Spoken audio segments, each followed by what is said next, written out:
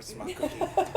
That's better. Yeah. That makes more sense. So, welcome to Yabberon. This is Bec Morgan. Welcome to the first very episode of Yabberon. Wow, thank you. You are my first, so be gentle.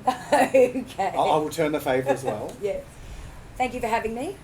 My name is Rebecca Morgan. People call me Bec, so that's fine. You're my friend, so you get to call me that. Yeah.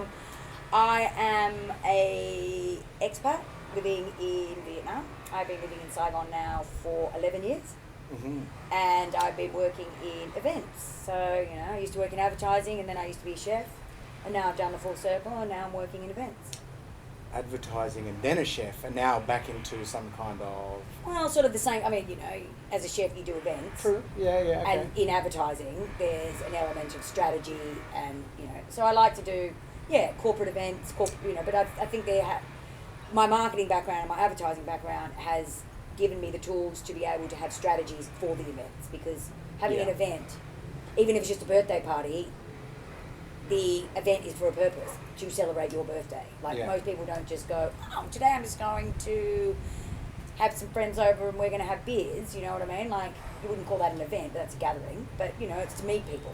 So I think what I'm saying is, especially in corporate, you need to have a bit more of a structure or a strategy. And it's good that you've got different backgrounds, you can put on different hats, and you can see it from a systemic perspective. Yeah, so I can see it from back of house to know what needs to be done, the timings, but I've also been to a lot of events, so I understand from a customer's point of view, small things like, where are the napkins? So that's what you do. Yep. There's 4 questions I'm going to ask you today. Yep. The first question is going to be, what are you good at? What is your special skill? Is this the special skill? No, I'd say my special skill was to be able, I can walk into a room and talk to anyone. I don't have that fear of standing in the corner and, I can just walk up to someone and strike up a conversation with someone. Hi, how you going? I'm Rebecca. Yeah. What brings you here? What do you do? That's a nice tie. I saw you were talking to so-and-so, whatever. It's actually a skill very few people have. Yes. I'm not daunted by... I don't get daunted. I came out to Vietnam completely and utterly by myself. No spouse, no husband, no boyfriend, no kids, no family members, no friends, not one friend. Yeah. And I just came here and started a whole new life. So is that what kind of... Were you like that back at home then? Yes. Okay. Yes. I've always been like that. At school, yeah. one of my best friends and I became friends because I was a new girl and she was already at school. And I looked on the class register and found out her name was Rebecca. Like me, and I walked up to her and I said... Got something in common. Yeah, I walked up to her and said, is your name Rebecca? And she said, yeah. I said, my name's Rebecca too. Do you want to be friends? Wow, okay. I think there was another Mark at school and I hated him because he was called Mark. Yeah. Yeah, so I did... And, it's a good perspective to have, yeah. Do you find there are certain people... So you're obviously very forward like that. Are there some people who reel back from that and they don't respond well? Yes, obviously. Yeah. I can be a lot, if someone comes up to you and you're not expecting it and you're a bit more reserved, you can be a bit high, and you do get that, hi, I'm Lucy. Yeah. And then the conversation usually just crumbles. Oh, okay, so that was my next question, are you good at kind of overcoming that kind of dynamic? I can, but you also need to read the room. If someone looks at you like, hi, I'm Lucy. Yeah. Not even a nice to meet you, or I usually come in with, that's a really great tie, or, what brings you to this event? And if they go, hi, I'm Lucy, and then stop, well, I'm not gonna stand there and harass them. Yeah. And I usually go, well, it was really lovely to meet you. I try and do a few soft questions, but then if I'm not getting anything, then I usually go, it was really lovely to meet you. I'm just gonna go and I found someone I know, or And a conversation needs 2 people at minimum. If the other party is not willing to otherwise it's a reciprocate. Monologue. Exactly. Otherwise it's a monologue. Yeah. And it's a bit rando. Yeah, they lose momentum quick. It's just you talking to yourself, basically. Yes. So, yeah. So that's a really good skill to have. That's something I would like to be better at myself. Yeah. because I think it's something that's really valuable as we move into the future. You know, a lot of people are uncertain about what skills are going to be good to have, or who should I hire, what kind of people. And I think that's one skill that, if you've got it, you should lean into it. Yeah. At least that's what I think. Well, I think that now so much is done online, and so much is done not front facing. Yeah. You know, in contact, in person, that it becomes daunting. You know, if you spend all your time answering emails, how you going, what are you doing, emoji here and stuff like that, well, you haven't got those tools. Mm. You know what I mean? You've got to think on the spot. You can't just AI it, write it, and then AI it into chat GTP. Yeah. And then if you're feeling a bit sad and you don't feel like talking to someone, you can't just emoji it. Yeah. Like, you actually have to communicate with people, and I think that makes it, I think it's a skill that is people are finding less and less. Like, I think that the younger generation, because it's all texting and stuff like that, actually, I noticed that people don't like to pick up the phone. Oh yeah, yeah. It's something that can't be replicated either. So, and it's something we're losing. So it's actually something we've got to work towards, which is actually one of my inspirations for doing this, to be honest. So that's something you're really good at. Yeah. So what is something that, not something you're bad at, but something, I don't really want to know what you're bad at. What's something you're maybe not so good at, but you'd like to be better. You know that there's room for you to improve, and that you would be good at it if you just tried a little bit. I'd probably say that listening. I tend to can talk over people, which is not a good skill. But I'm also tend to be quite sort of passionate about things, and that can be inappropriate. I sometimes don't have a filter. Yeah. And so if I feel passionate about something, or especially if someone's being unfair, I will just shout out that that's unfair and you're a nasty person in front of everybody. Where it's probably more appropriate for me to say, "Hey, Mark, let's have a chat." Yeah. Whereas I'll tend to not. I just get passionate and don't have a filter, so that tends to not, you know. And I guess there's times when you do, and there's times when you don't. Right? Yes, and but a lot of the time, especially when I was younger, and it's a skill that I'm learning. It's a skill that I am slowly crafting every day, and sometimes I do trip up, but it is a skill that especially if I get myself worked up, if I get passionate about something, if I get I get fogged, and I don't realise this is probably not the right time to do that, you know. And I might not read the room. But it's funny that is very related to your strength. And our strengths are our weaknesses also. Yes. So, which is great, because as you're working on one, you can also reflect and complement the other. Yeah. Hopefully. That's the goal, anyway.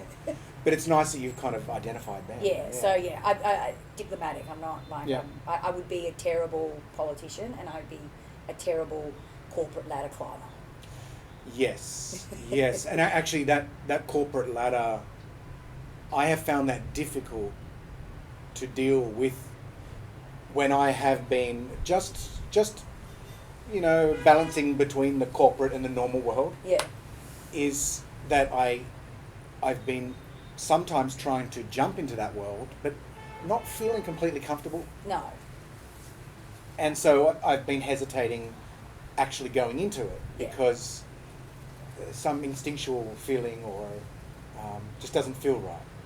Yeah. I the corporate world having to,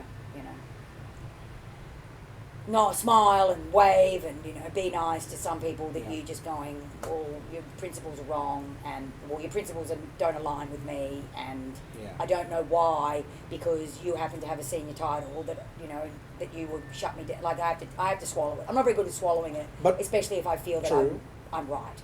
But actually, if you can hone that, there is a place, and a very important place for people like you, I believe, in the corporate world. Yeah. The corporate world shouldn't just have a certain kind of person in it. There needs to be lots of different kinds of people from different backgrounds and experiences, and they can bring lots of different perspectives. So absolutely, and I think that going forward, it would be good to be able to be a contractor for the corporate. You know what I mean? So I don't work for the corporate. Yep. You know what I mean? I don't have to deal with the HR and the politics and, you know, Yeah. I'm still part of the team. Yes. But I'm not part of the machine, if you get what I mean. I mean, that is. So Yeah, even though I'm part of a cog, I don't have the branding of whatever corporate on there. So I get my check, and you know they can say to me, "Well, you know, the project's over," or you know, "We don't need you," or something. But until the project, you know what I mean? Like I just think that I think that might be probably where my strength would lie. That I can bring you the expertise. Yeah. But and give you all the information that you need, but I'm not necessarily part of your corporation culture. You can come in, observe, understand what's going on. That often people who are entrenched in a certain place can't see. I mean, I even have this feeling between Vietnam and Australia. Yeah. It's a similar thing. Okay, it's not involved in business, but because you're coming from an outside position coming in, you can see different things in different areas that the people who are there can't. Oh, absolutely. And I think that, I think that it allows some flexibility if you can come in, do really good work, but and you know, of course you have to be respectful and stuff like that, but I think that if you're not involved in the fabric of the company and your brand company X, you can be a little bit more detached, and that's good for me because then I'm not so passionate and I don't get in the weeds. I don't get bogged down in the rights of this worker when I'm like, well, it's actually really not my deal. Yeah, it's not your forte, it's not your strength. And I can, you know, say, look, let's meet after. This is a situation that I've just observed that's just happened to you. I don't work for the company, but, you know, you might want to get some ideas and this is probably how I would handle it. But, you know, you're on your own and I'm not in the company. It doesn't really affect me. Yeah. But, you know, I think that this could help or, you know.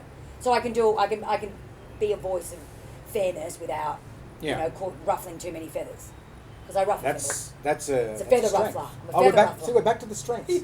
Even when you talk about the weaknesses, I mean, you can't talk about weaknesses without strengths. Yeah, right? Exactly. I want to move on to the next question though, because we're running a little bit short on time. Yeah. The next question is about the future, totally unrelated to our strengths and weaknesses, or maybe actually kind of intertwined. What is something that you're a little bit nervous about? The future? The planet. I mean, I think that what's going to end up happening is the more we destroy the planet, the more we actually destroy humanity. Because as the resources get less and less and less, then the 7 deadly sins, which every human being possesses, are just going to get more exaggerated. There's going to be more greed. There's going to be more envy. There's going to be more either sloth or some, you know, indifference and various things like that. And that ends up, you know what I mean? Like, I think that we will end up self-destructing. So are you worried about the planet, or are you worried about our existence? Are you worried about how we will react to the way we are treating the planet? Yes. So I think that the planet will eventually the planet will sort of get to rock bottom and humans will cease to exist. But I believe that the planet will recuperate itself. Okay. It'll take a long time, but it will recuperate itself. But my fear is that while we destroy the planet, while we take all the resources and it gets less and less, we will end up, like humanity will end up destroying itself before we destroy the planet. Because as you've seen, like Chernobyl and various things, the planet will figure out, will right itself. Yeah, it won't look the same. It's a very adaptive. It will right itself. The planet is much more adaptive than we are as individuals. Yeah, and that's my that's what I think. Wow, that's a very. It's a common fear I think that a lot of people have. Yeah. And it's something that more of us should be aware of, but it's just difficult to try to understand how to deal with that fear. I think that, look, I can't, you know, I'm nearly half a year old, so I can't, you know, I feel that I can do as much as I can personally, and I try to keep my footprint very small, and I'm very conscious about the decisions that I make, and I try to be conscious of the decisions around me that I can do things about. That you can influence. Yeah, like, you know, my niece and nephew and, you know, my, you know, various people, friends and stuff, like, why would you do that? And, you know, when I do events, it's things like, how can we make this more sustainable? Yeah. because events are fun and people want to go to them, but how can we make this more sustainable? How can we sort of be in sync with the planet? Yeah. So that's something that, you're a little bit worried about the future. Yeah. Me too, I think. What is something, we'll end on a positive note, what is something that you're excited about? What is something you're looking forward to? Okay, so I'm looking forward to, like I said, I'm close to being 50. I turn 50 next year in about 6 months. And I'm looking forward to it. I've never felt so good in my life. I feel like I'm fitter, stronger, I'm coming to my looks, if you know what I mean. Like an old wine, I've aged nicely. Yeah, which is, that's inspiring. Yeah. I'm sure for you as well. It's inspiring for me. Yeah.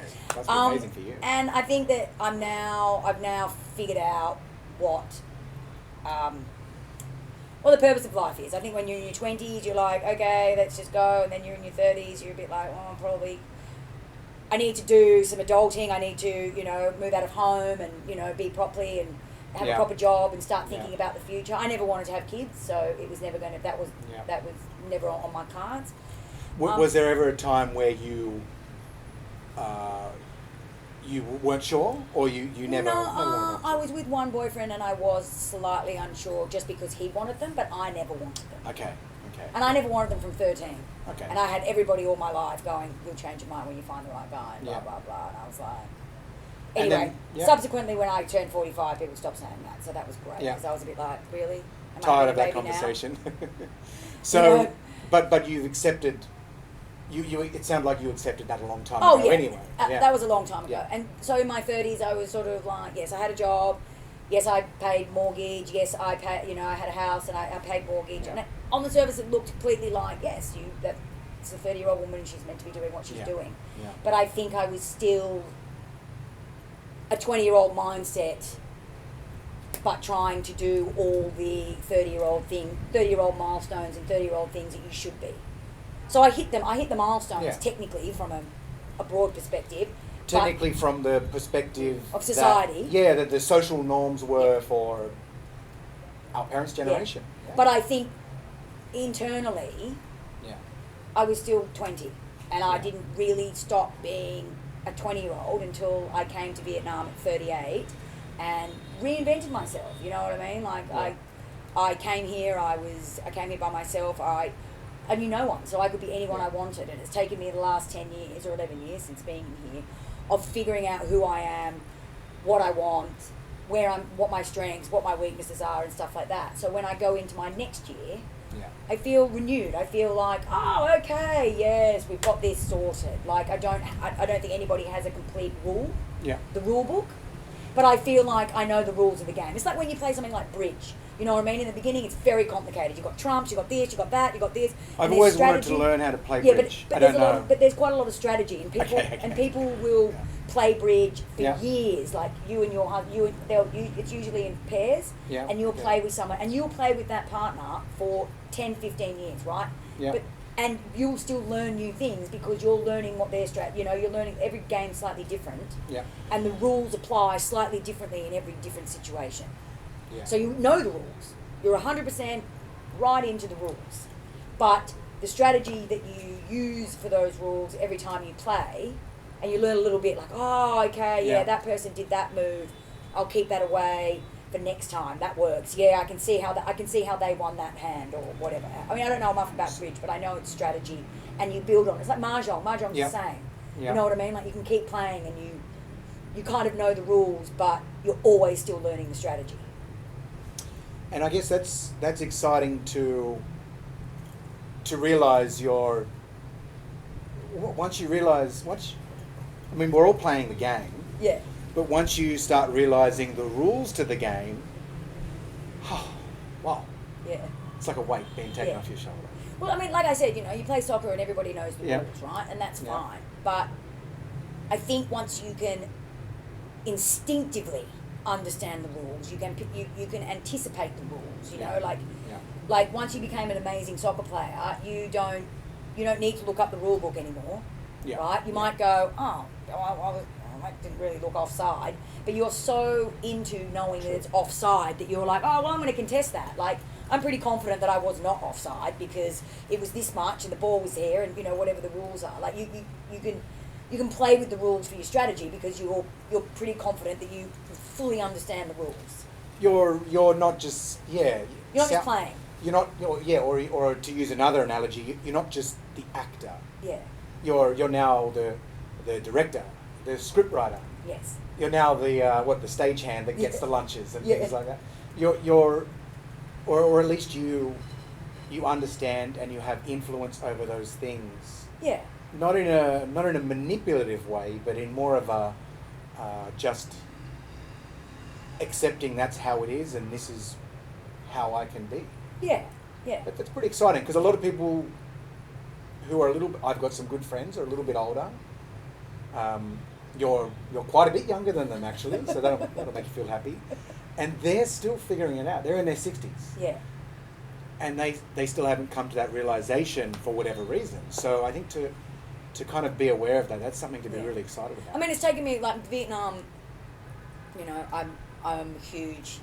Vietnam, no matter how long I stay here, will always be quite a big part of my heart. It can make or break you. It will be a big part of my heart. It has healed me. It has been my ultimate comforter.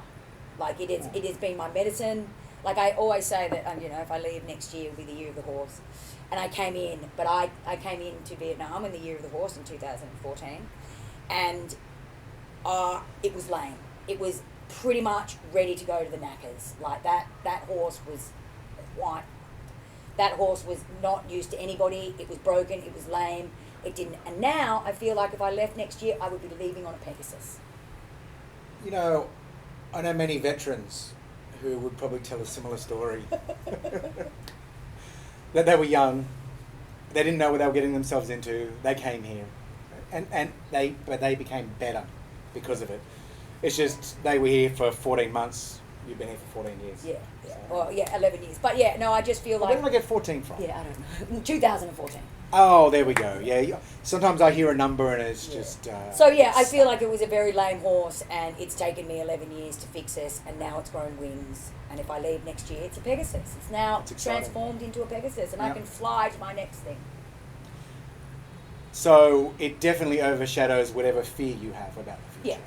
Yeah, and that's a good thing. And I think that's part of the healing. That's what I mean by the adulting. Like, I don't fear the next 50 years. I would say that in my 20s, I feared I feared 20 to 50. And that's going into the future. You don't want to be in a situation where your concerns are outweighing your excitement and your drive. Yeah. I think as long as you can stay ahead of that and you can stay focused on not what I want it to be, but dealing with it how I can, how I'm able to. Yeah. That's a very positive way to move in through life in general, whatever century you live in, whatever period. Yeah, it's like my niece and nephew play Minecraft and stuff, and you pick up things. It's like when those quests, you pick up a rope, you pick up a sword, you find some gems that you can trade. Minecraft and and that's the chicken jockey as well. No, I think that Minecraft is when you can make things. Like, you uncover this and then you can build more this and you can build. Yep. And I feel like that's exactly what I'm doing. I feel like I'm going into the next 50 years and I've got the tools. I've got the sword, I've got the pick, I've got the axe, I've got a little bit of wood to make a house, I've got a little bit of thingo to purify the water, I can dig a hole and then I know the well can make, you know what I mean? Like, I've got those tools. I was going to say you've literally got them, but you don't. You metaphorically have. I metaphorically have them, And Bec, that's it. I think we're about up for time. So, thank you, audience and listeners. Thank you. Thank you, Bec. Thank you very much for having me. I hope it was an inspiring story for people. Very inspiring. And actually, it's been nice to sit down and get to know you a little bit better because we've known each other for a long time, but now I feel we actually know each other. Yeah, exactly. So, Exactly. All Thank right, you. Thanks a lot. See ya.